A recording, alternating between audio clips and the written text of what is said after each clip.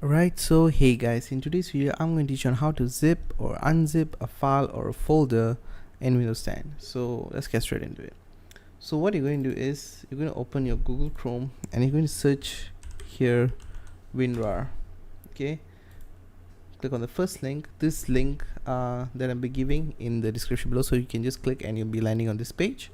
Okay, and then just click on download WinRAR and download WinRAR here. Go into the downloads. Okay, you can see here it gives search for the English version right here. So this is the 64-bit. If your PC is 32-bit, you can click on the 32-bit here. So I'm going to click on the 64-bit. Okay, and then you're going to download and install it.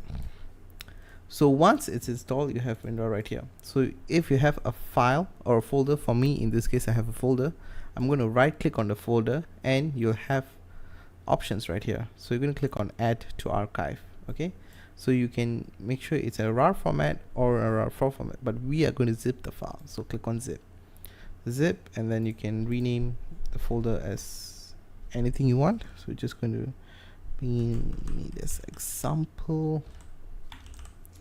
Okay, and click on OK, and there you have the file zipped. So now how to unzip it? Just going to double click on the zip file and drag it out and replace. So yeah, that's pretty much on how to zip and unzip a file in Windows 10.